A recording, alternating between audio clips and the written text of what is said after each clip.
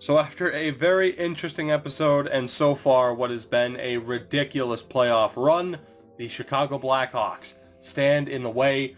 They are our next obstacle, the last obstacle we have to face to make our first Stanley Cup final appearance in this series. Like I said in the last episode, it is long overdue. Obviously at this point it's pretty frustrating not having Taylor Hall. Him and his 83 durability, you would think, would be good enough, especially too with the contract we're giving him. It's a frustrating situation. But in his absence, we have had some players step up, namely Drouin and Stamkos. McCann with 9 points. Things are looking good for us at the moment, despite the fact that we have gone to 2 Game 7s.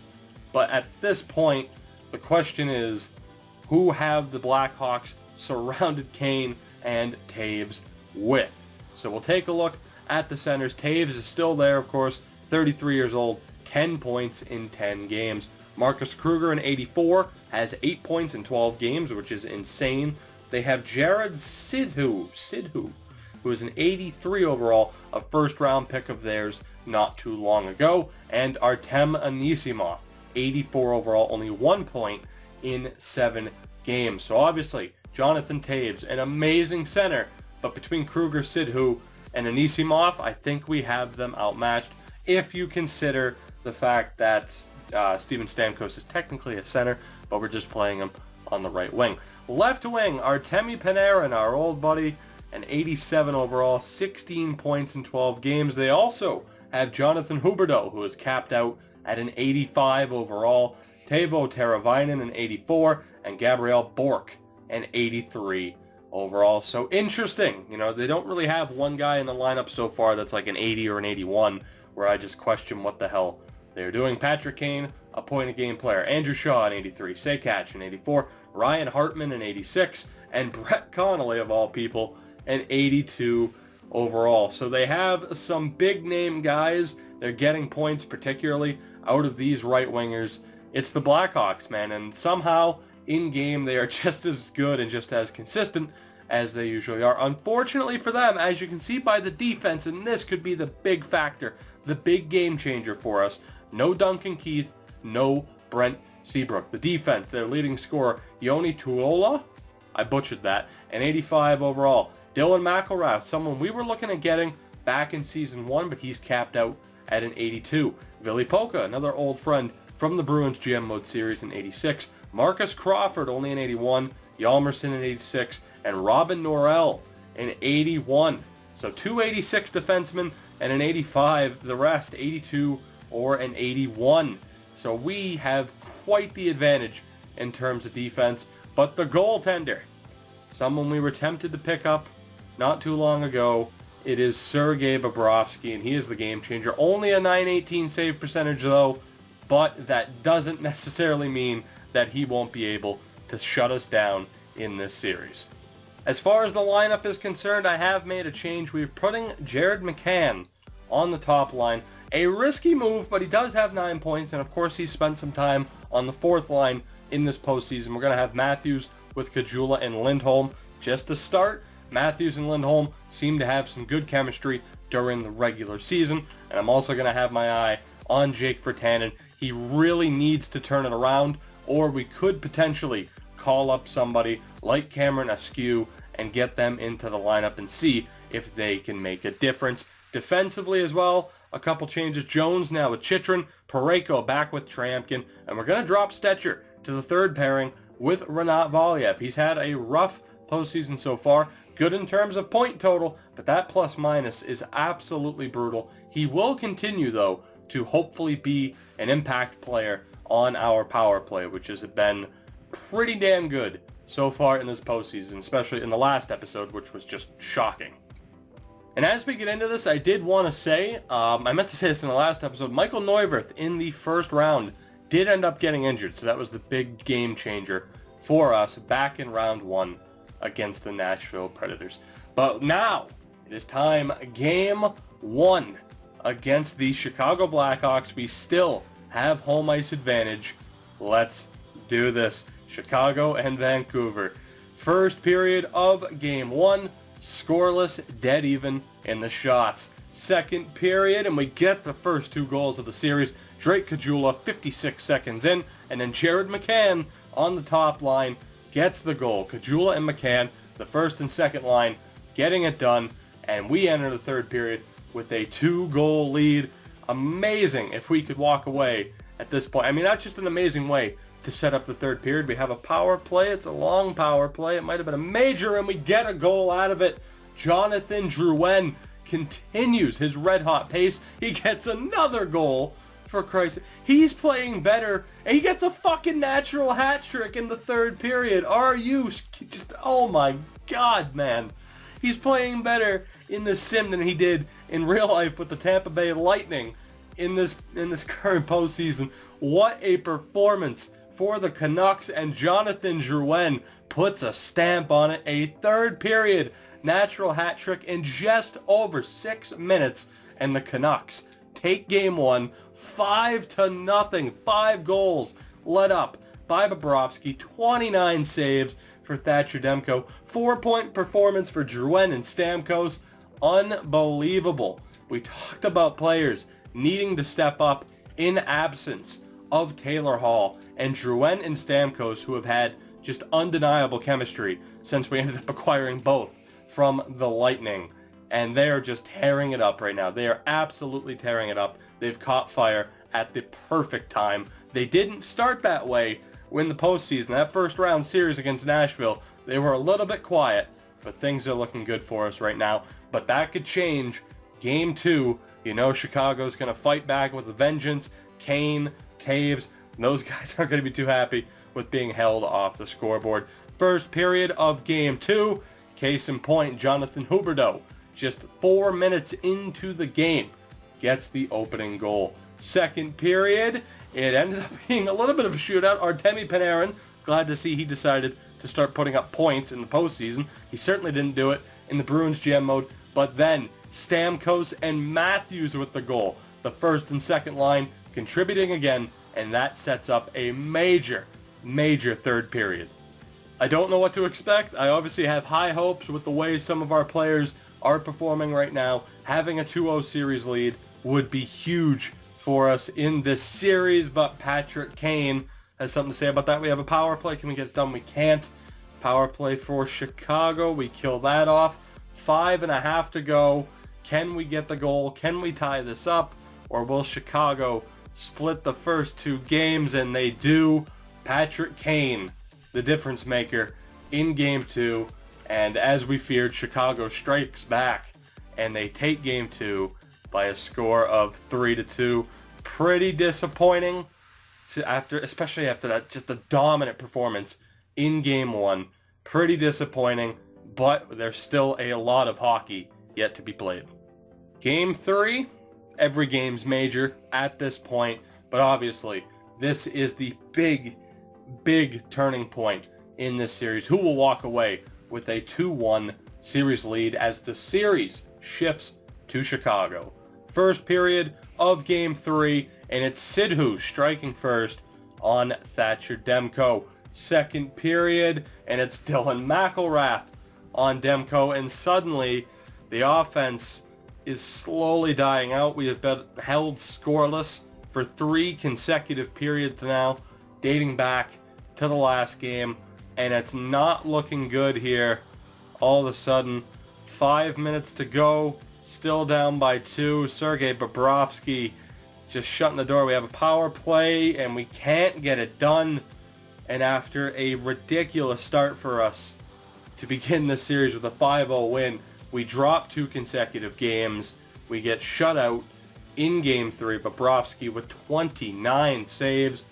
Man, after starting off 5-0, we get outscored 5-2 in the next 2 games.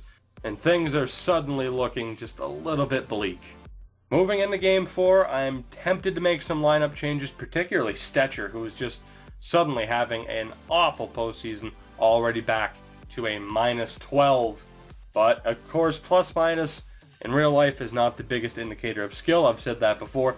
But in this game, it's one of the few stats you have to go on. I'm not going to worry about the scouting at this point. And, of course, people might say to that, well, you wonder why You have terrible feedback in the draft. I'll do it after this game.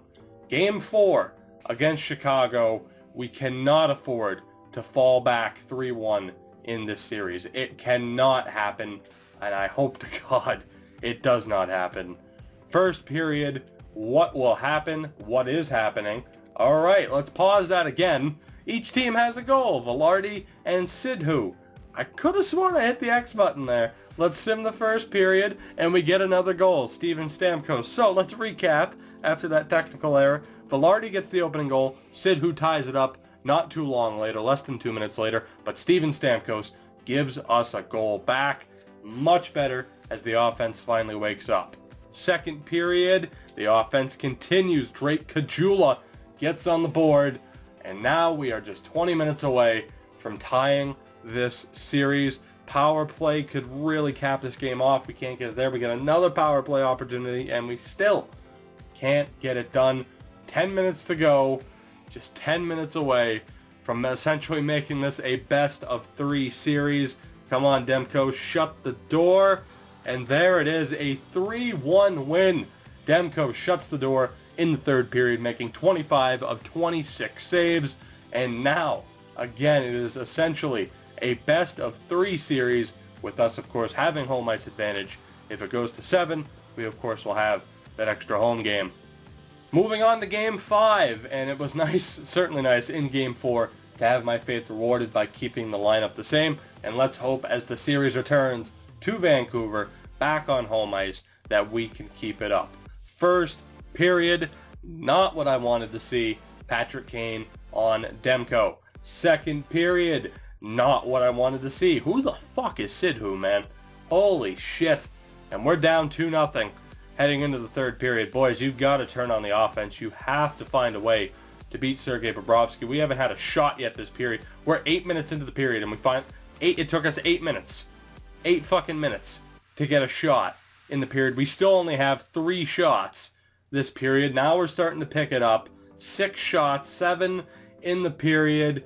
McElrath gets a goal, and for the second time in this series, we have been shut out. This time 3-0, 9 shots in the third period. The offense dries up again. Bobrovsky makes 30 saves, and now we are in one hell of a spot heading back to Chicago with our backs against the wall. Game 6, and I think it's just now setting in that we need to win 2 straight games to avoid elimination here. I was very confident entering the series, especially after the 5-0 win, but this could be it. Game 6 at United Center. Can our team overcome the odds back home in Vancouver? First period, and it's a goal apiece. It's Tulola and Steven Stamkos getting on the board. Second period, and it's Velarde, Gabriel Velarde, with a big goal. We are outshooting them 24-7. I believe we only gave up 3 shots that period. The Canucks overwhelming the Blackhawks, but it's only a 1-goal deficit heading in to the third period. Let's just hope that we can keep this up. The shots are still just amazingly in our favor, but all it takes, man, all it takes is 1 shot to tie this game up. We continue to put the pressure on. The 5 minutes to go. Come on, Demko. Shut the door. Shut the door. And we got it.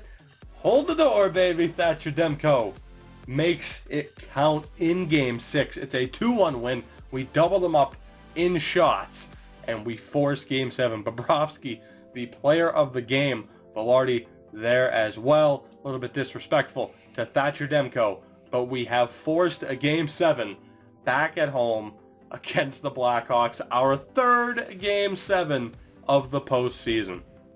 Game 7, our 3rd Game 7. I don't know if I've ever wanted to win a game since I've started doing these videos on YouTube this badly.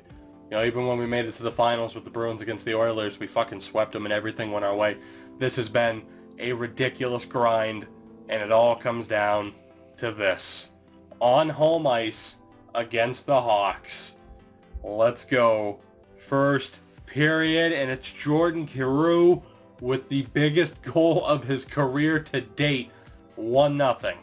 Second period, Still 1-0, pretty even in shots, and it sets up this third period. It all comes down to this, boys. Come on, Demko, shut the door again. Shut the door again. We were so close to losing you, and Patrick Kane gets a goal. Power play for Chicago. Kill it, please. Thank God. 10 minutes to go. 10 minutes to go. Fuck, that Kane goal sucks. Come on, boys.